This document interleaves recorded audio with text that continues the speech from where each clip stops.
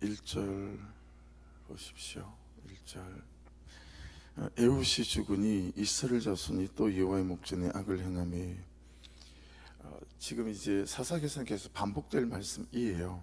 근데 오늘 본문에는 1절을 그냥 가벼이 넘어갈 수 없겠다 싶은 부분이 있어서 아래 말씀들과 좀 연결을 해서 말씀 묵상을 해보면 1절을 다시 한번 잘 보시겠어요? 말씀의 순서가 이스라엘 자손이 또 여호와의 목전에 악을 행했고 그때 에훗도 죽었더라.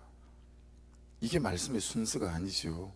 말씀의 순서를 보시면 에훗이 죽으니, 에훗이 죽었대요. 그렇죠? 그랬더니 이스라엘 자손이 또 여호와의 목전에 악을 행했다, 이렇게 말씀합니다. 에훗이 죽는 게 먼저죠. 그리고 이스라엘 백성들이 하나님 앞에 악을 행하는 게 그 다음이에요. 그렇죠? 예.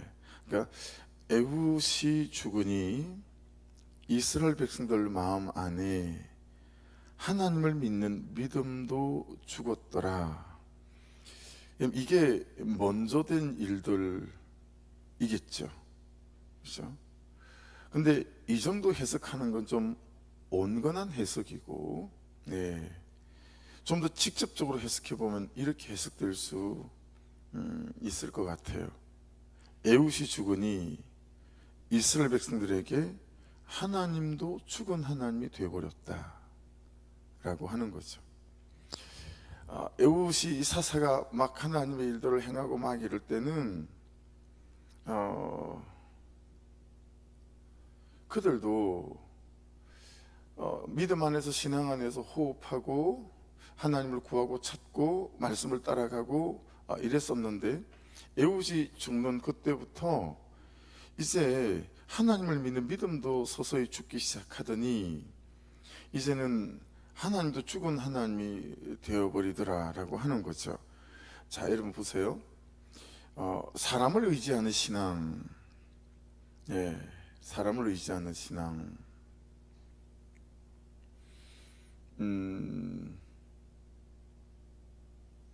사람들의 인정을 받는 거, 제 제표로 말한다면 사람들의 좋은 평판을 받는 평판 중독,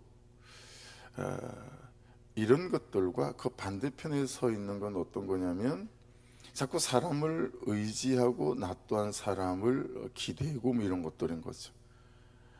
그래서 모든 게 없고 모든 게 안 돼도 하나님이 말씀하시고 하나님 그분을 전적으로 바라보는 믿음으로 내 인생의 흐름에 발을 탁 내딛는 것들이 어려운 거죠. 그래서 항상 조건문이 따라붙어요. 이게 되면,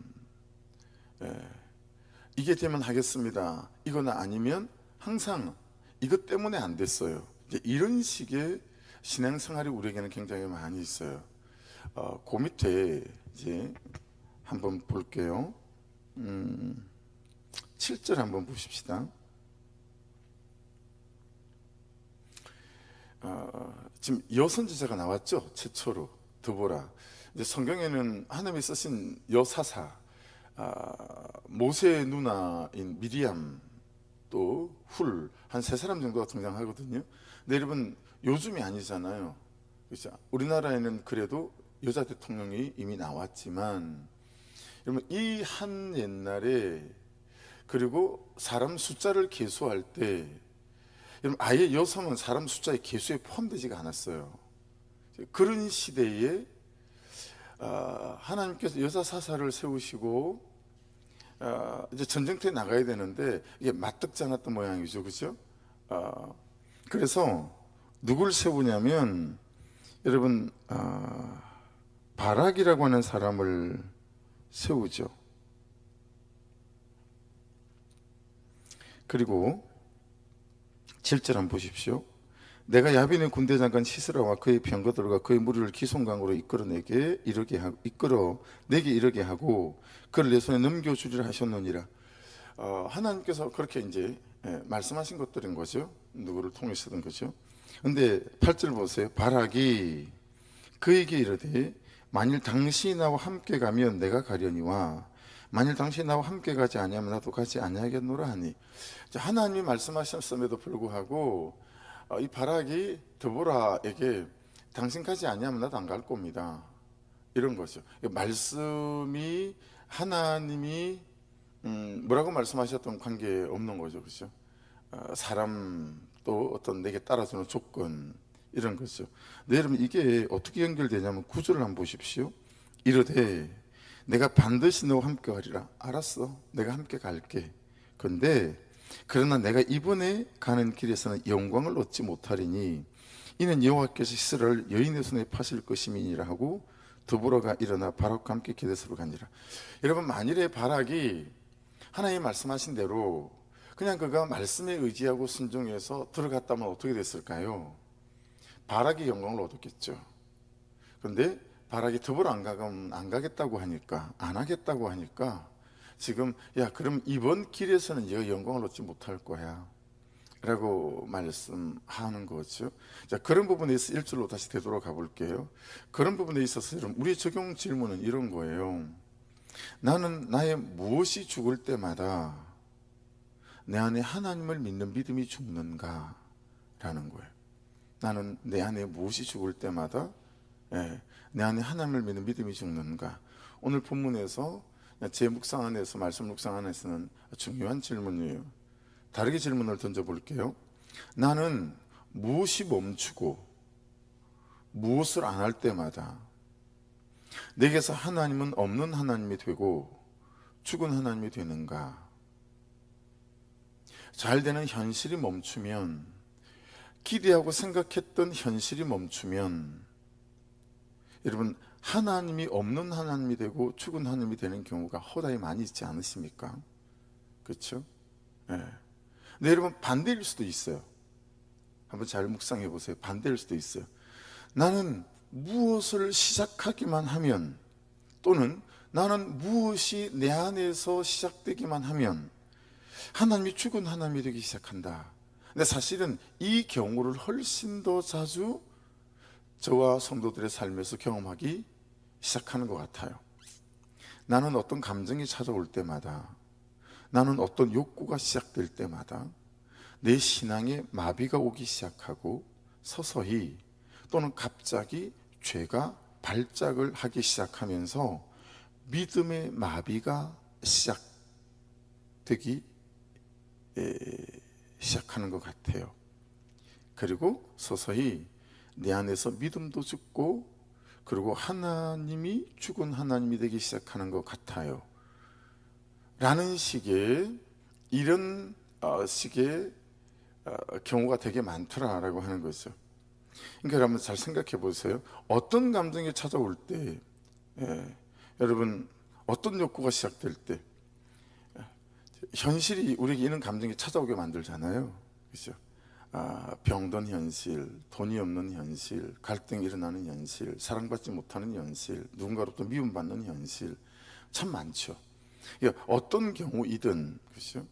내게서 어떤 감정이 딱 찾아오기 시작하고 어떤 욕구가 시작되기 시작하면 그 기도했던 게 어디로 갔는지, 그 예배했던 게 어디로 갔든지, 그 큐티했던 게 어디로 갔든지, 저에게 예외가 없으니 여러분에게 예외가 없지 않을까. 서서히 내 믿음이 마비가 일어나기 시작해요. 거룩한 양심이 마비가 일어나기 시작하죠. 그러면서 죄가 발작하기 시작해요.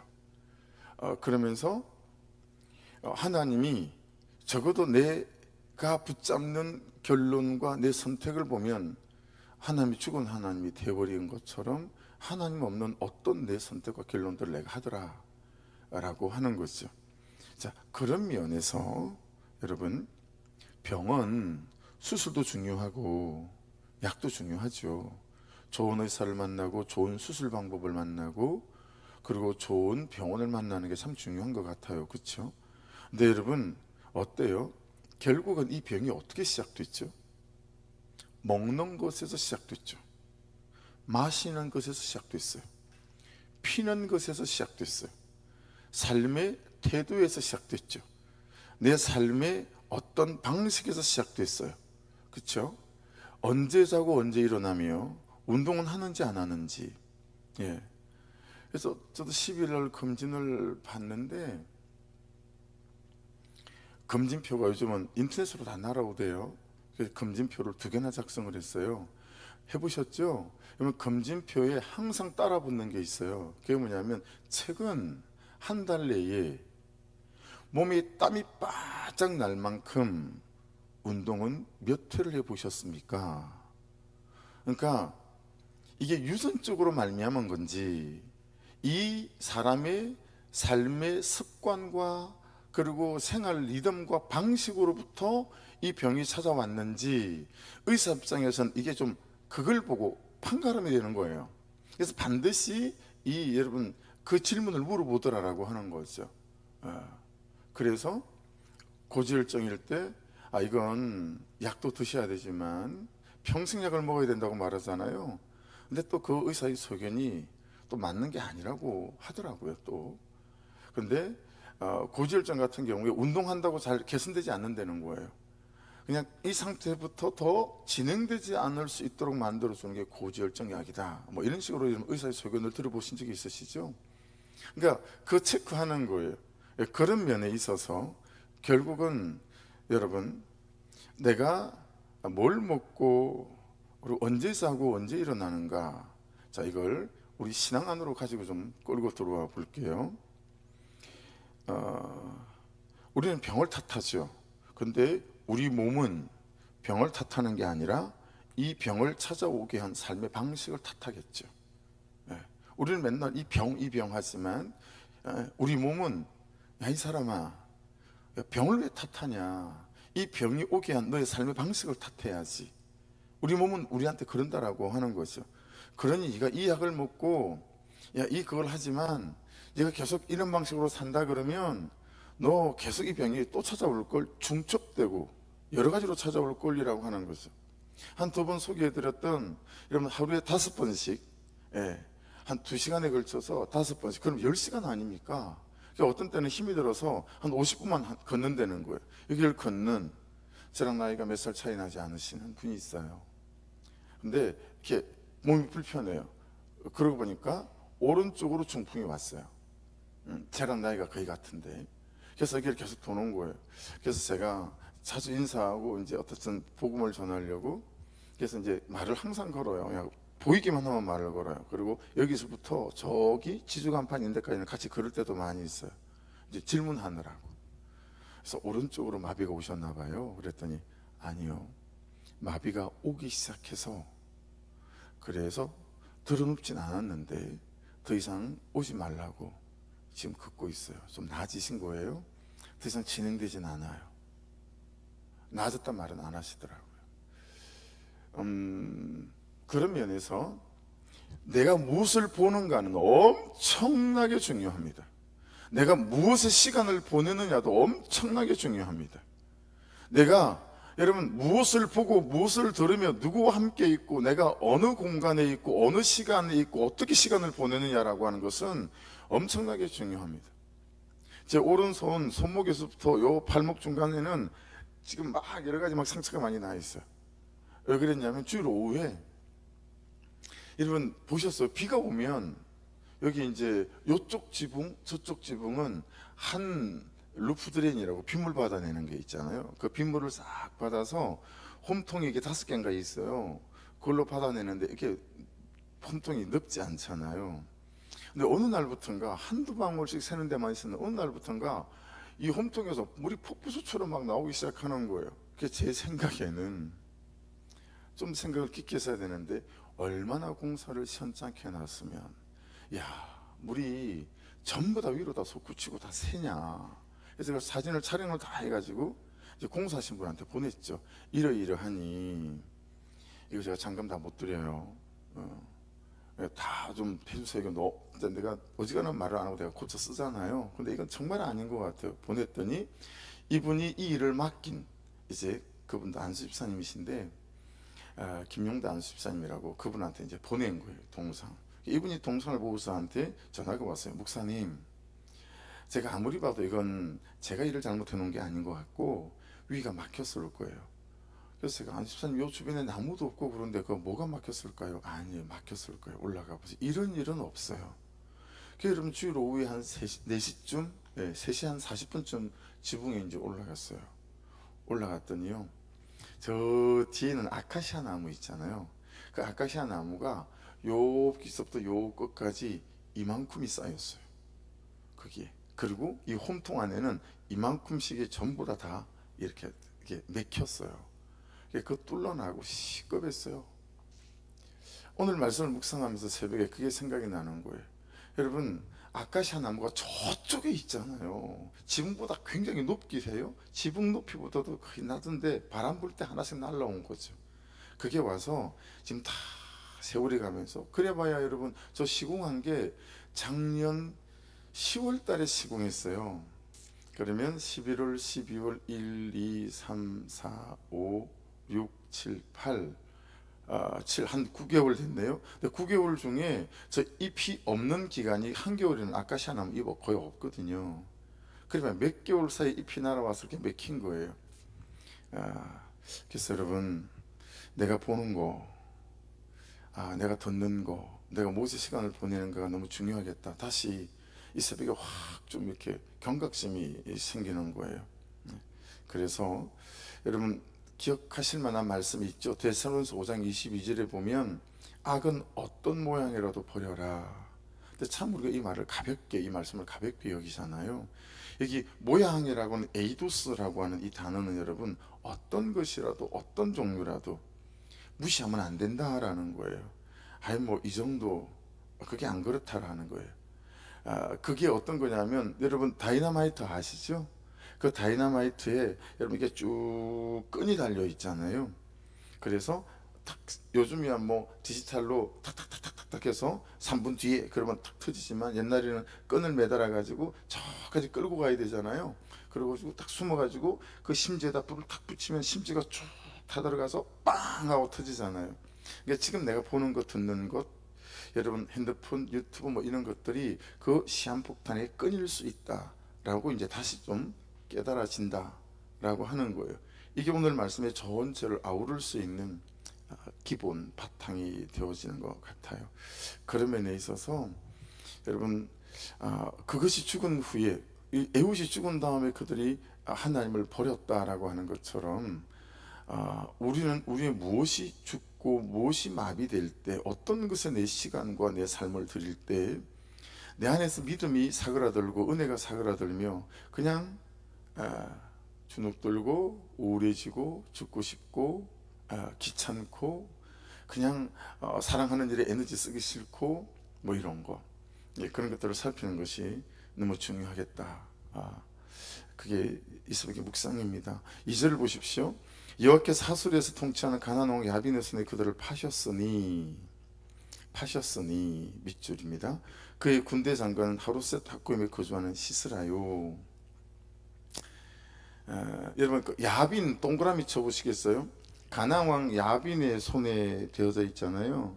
이게 이제 가나안 왕 야빈의 손에 이스라엘을 맡겼는데 그 야빈의 뜻이 놀랍게도 하나님이 감찰하신다, 하나님이 다 보고 계신다, 이런 뜻이에요.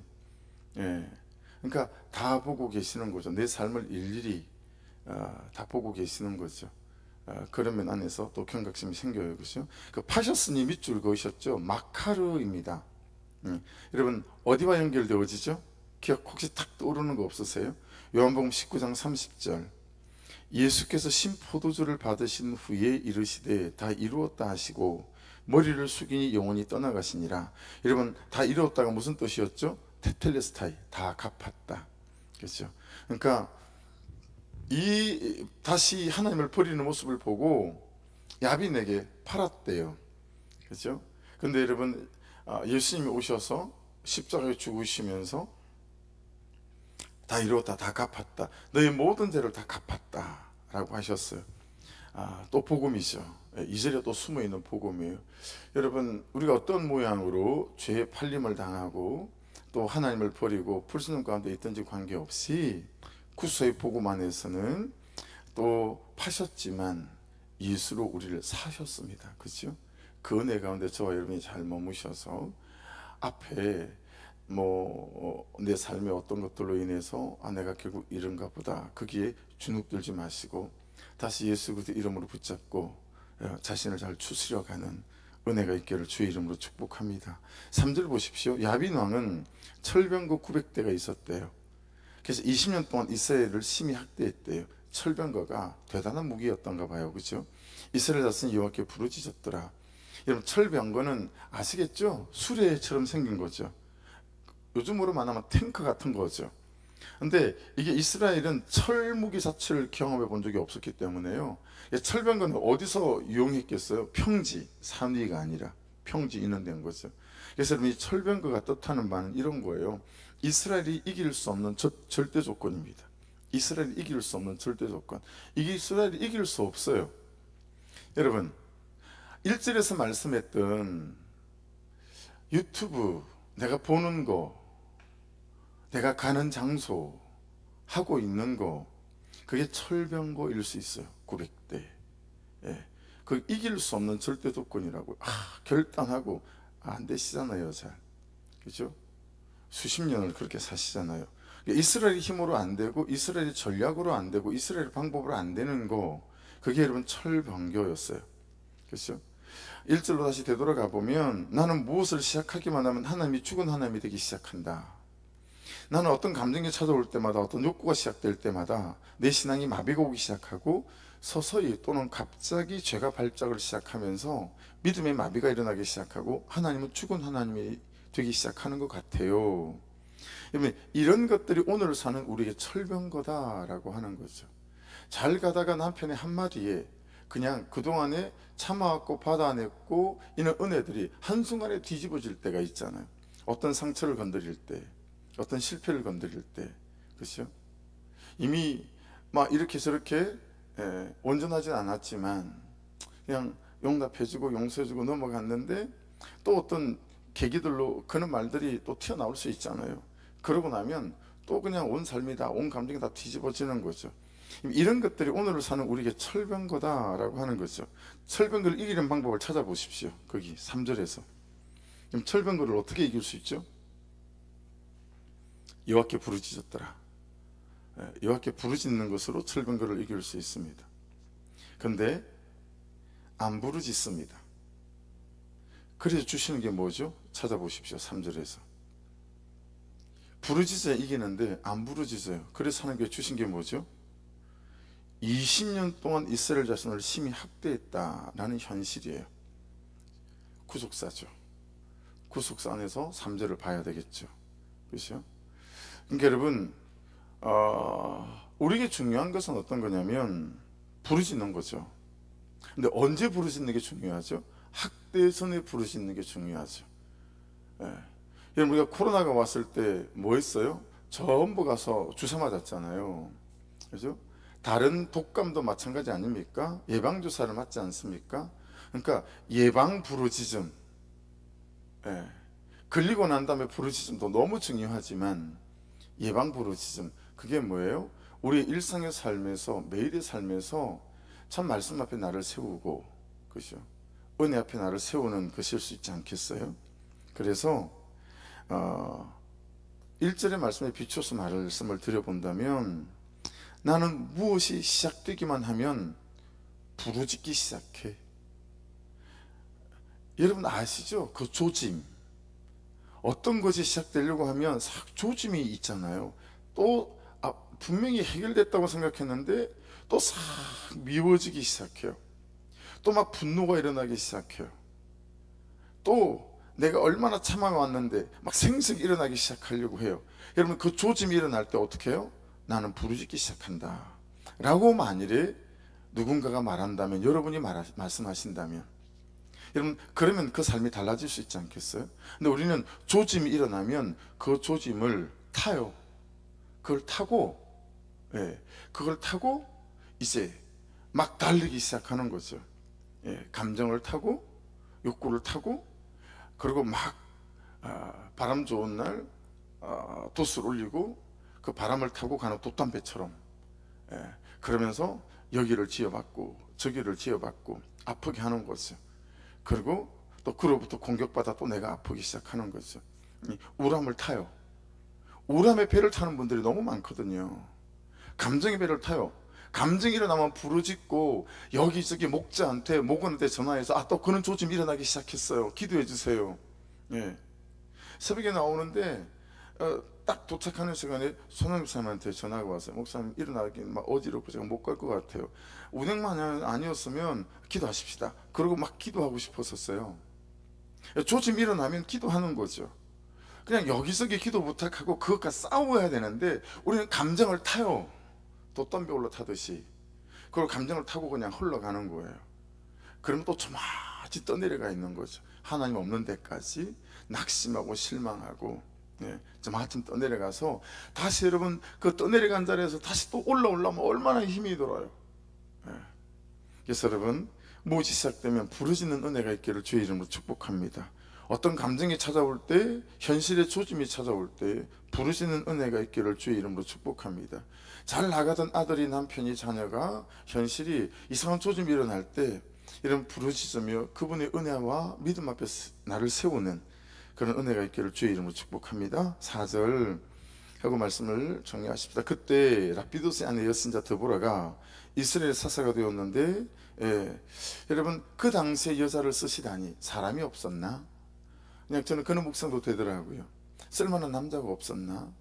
아니면 이분을 안 쓸 수 없었나? 두 가지 중에 하나 아니겠어요? 사람이 없었거나 이 드보라를 안 쓸 수 없었거나. 그렇죠? 여러분 그 당시에 사람들은 이렇게 생각하지 않았을까요? 여자를 세우시다니. 여러분 사람을 세우시는데 하나님의 한계는 없습니다. 할렐루야. 사람을 쓰시는데 하나님의 한계는 없습니다. 우리는 내가 되겠어라고 생각하지만 저하고 여러분이 하나님께 사로잡힌다면, 말씀을 따라간다면 하나님께서 사람을 쓰시는 데는 한계도 없고 제한도 없는 줄로 믿습니다. 그러니 여러분 이렇게 부족한 나, 이렇게 죄 가운데 사는 나라가 아니라 내 죄를 용서하신 테텔레스타이 그 예수 그리스도의 보혈 앞에 서서 여러분 하나님께서 참 안 쓸 수 없는 나로 그렇게 세워져 가는, 그래서 미리암을 쓰신 걸 봐도 그렇고 후를 쓰신 것도 봤고, 그렇죠? 하나님이 쓰지 못할 사람은 없다라고 하는 거, 그리고 하나님이 쓰지 못할 현실과 환경도 없다라고 우리가 믿고 주님 앞에 서는 게 너무 중요한 것 같아요. 그래서 보세요. 내가 누구인가 중요하지 않아요. 내가 어떤 실패를 경험한 사람인가 중요하지 않아요. 나는 어떤 현실을 가지고 있는가 하나도 중요하지 않아요. 나는 하나님에게 사로잡힌 자인가, 이것만 중요해요. 그래서 절대 현실 앞에, 절대로 어떤 사람 앞에, 또 나의 부실함 앞에 여러분 절대로 노예로 사로잡히지 마시고요.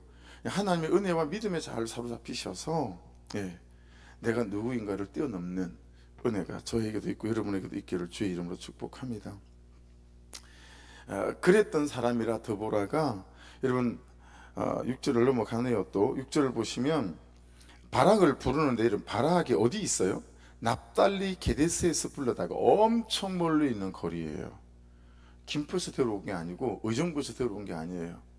저 밑에 장로님 고향 해남까지 내려간 거예요. 그 먼 데서 아니면 배 타고 제주도에서 데려왔을 만큼의 거리예요. 여기 납달리 게데스는. 이스라엘 하나님 여호와께서 이같이 명령하지 아니하셨느냐? 너는 납달리 자손과 스불룬 자손 10,000명을 거느리고 다볼루 산으로 가라. 여러분 드보라에게 중요한 건 뭐예요? 하나님이 말씀하신 거죠. 거리가 아니에요. 하나님이 나에게 뭐라고 말씀하시는가, 이게 중요한 거예요. 그리 멀다고 새벽 예배를 못합니까? 여러분 어떤 현실이라고 우리가 큐티할 수 없습니까? 우리 항상 거리를 염두에 두고 염두에 두는 게 많이 있잖아요. 근데 그 멀리까지 가서 그냥 말씀하셨기에 이 바락을 데리고 오는 거다라고 하는 것입니다. 그리고 여러분 다른 지파예요. 여러분 이 드보라가 이만한 하나님의 사람이었다면 자기 주변에 괜찮은 사람 있지 않았을까요? 또 자기 지파, 그렇죠? 근데 다른 지파 사람이에요, 바락은. 근데 그냥 하나님 말씀하신 대로 멀지만, 하나님 말씀하신 대로 다른 지파지만 가서 바락을 데리고 오는 거예요. 그래서 여기 안에서 좀 깨닫는 바가 생기지 않습니까? 그렇죠? 예, 그래서 저와 여러분 안에 하나님 말씀하시면 그것이 온전히 우리의 주제가 이유가 되어지셔서 그냥 말씀하신 대로 따라가 보고 순종해 감으로 바락이 그렇게 생각해야 됐었는 거잖아요. 아니 어디서 오셨어요? 파주에서요. 아니 파주에서 해남까지 왜요? 하나님 말씀하셨어요. 아니 저는 그분을 알지 못하는데 하나님 말씀하셨어요. 전 다른 집한데. 여러분 5만 가지 말을 바라게 할 수 있겠죠. 그런데 그렇게 바라게 왔어요. 바락은 생각했었어야죠. 알지도 못하는 나, 그 멀리 떨어져 있는 나를 하나님이 드보라를 통해서 부르셨다면 하나님이 나와 함께 하신다는 믿음을 가지고 여러분 가야 되잖아요. 근데 바락은 당신이 안 가면 안 가요.